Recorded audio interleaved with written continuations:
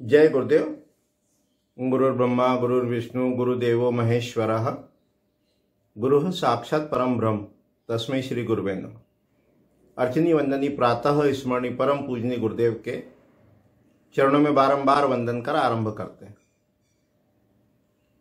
स्थापत्यवेद पाठ्यक्रम का अध्ययन चल रहा है, उसका ये फाउंडेशन कह लो, बेसिक कह लो, वो कोर्स है। और इसमें आज अपन यूनिट 6 का अध्ययन करेंगे, जिसमें एक स्थपति के लक्षण या वास्तुशास्त्री के लक्षण, इसका वर्णन किया गया है।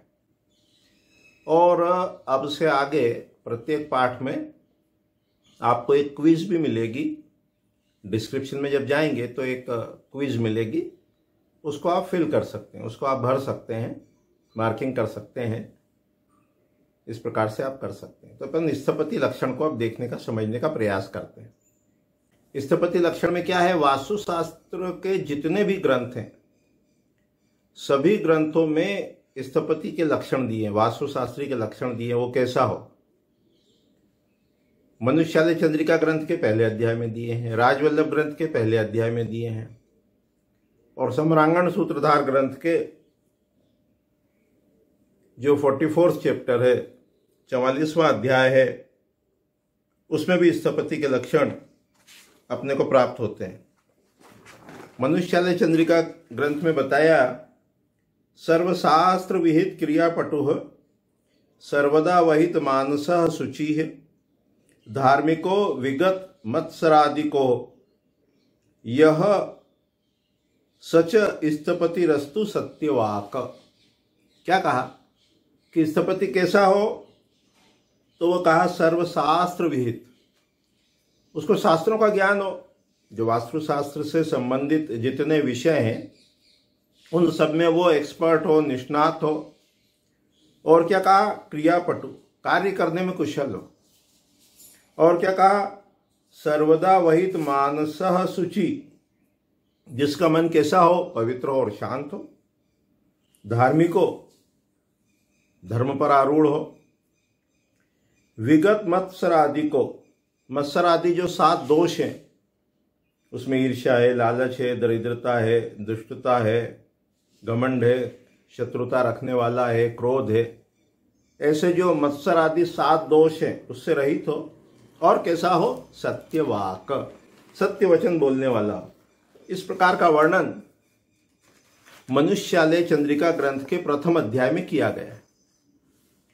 जब सम्रांगण सूत्रधार को देखते हैं तो उसमें कहा शास्त्र, कर्म, प्रज्ञा और शील। स्थपति के जो लक्षण बताए उसमें कहा उसको कैसा हो? चतुर्धा हो, उसे शास्त्रों का ज्ञान हो, शास्त्र, कर्म, कार्य में कुशल हो, प्रज्ञा, प्रज्ञा यानी उसकी चेतना का स्तर ऊपर उठा हुआ हो। अपन चेतना के स्तर देख चुके हैं, जागृत, स्वप्न, सुषुप्ति, तुरी, तुरीयातीत, भगवत और ब्राह्मी। तो ये जो तुरीयातीत, जिसको अपन दृष्टा कहते हैं, साक्षी कहते हैं, विटनेस कहते हैं, इस स्तर तक कम से कम पहुंचा हुआ व्यक्ति हो, तो शास्त्र, कर्म, प्रज्ञा और शील आचरण से पवित्र हो। इस प्रकार स्थपति के लक्षण बताए। शास्त्र के अंतर्गत क्या बताया?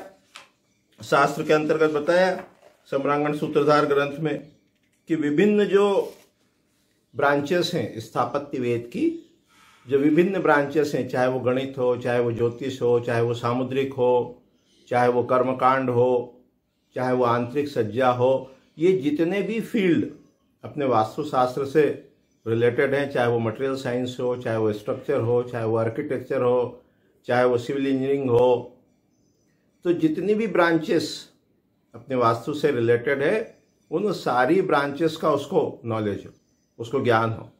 और कैसा हो? उसको वो एग्जीक्यूट करने में, उस ज्ञान को वो क्रियान्वित करने में भी सक्षम हो।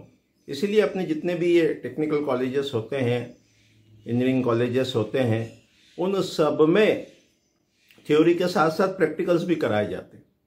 क्यों कराए जाते हैं? कि शास्त्र के साथ में, थ्योरी के साथ में वो कर्म में भी कुशल हो। शास्त्र यानी थ्योरी, शास्त्र यानी थ्योरी। देखो, बचपन में भी जैसे एक कहानी देखी थी, जब पढ़ते थे 3वीं 4वीं में, तो उस समय कहानी पढ़ाते थे, पाठ होता था एक, उसमें कोई दो व्यक्ति हैं, एक देख नहीं सकता, एक चल नहीं सकता, और मेले में जाना है, कोई फेस्टिवल में जाना है, तो कैसे जाएंगे कि जो चल सकता है लेकिन देख नहीं सकता, उसके ऊपर कंधे पर, शोल्डर पर जो चल नहीं सकता वो बैठ जाता है और वो रास्ता बताता है।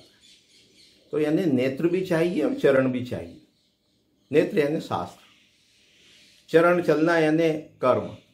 तो शास्त्र और कर्म दोनों में वो कुशल हो। तो अपने कोर्स में अपन पूरी ऐसी प्रैक्टिस करते हैं, ऐसा बनाया है इसको कि आपको शास्त्रों का भी ज्ञान हो जाए और किस प्रकार उसको एग्जीक्यूट करना है इसको अपन देख पाए। ध्यान की बात अपन पहले कर चुके हैं। ध्यान से क्या होगा, धीरे धीरे धीरे धीरे चेतना का स्तर ऊपर उठता जाएगा।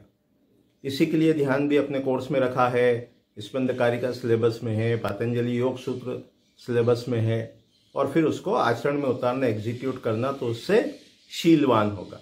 तो शास्त्र, कर्म, प्रज्ञा और शील। प्रज्ञावान क्यों होगा? प्रज्ञावान होने से शास्त्र में जो रहस्य बताए गए हैं, भूमि चयन है, भूमि परीक्षण है, तो ऐसे जो शास्त्र के अंदर रहस्य बताए उनको डीकोड कर पाएगा, अनफोल्ड कर पाएगा। कंसल्टेंसी जब करने जाएगा तो प्रॉब्लम का रूट कॉज उसको फाइंड आउट कर पाएगा, उसका सॉल्यूशन दे पाएगा। और शील यानी आचरण से पवित्र हो। आचरण से पवित्र क्यों हो? क्योंकि सामान्य रूप से व्यक्ति जो है, जो प्रतिष्ठित लोग हैं, उनके समान आचरण करते हैं, उसको देख कर। तो स्थपति वास्तुशास्त्री समाज का एक प्रतिष्ठित व्यक्ति है, तो उसका आचरण कैसा हो, वो शास्त्रानुसार हो।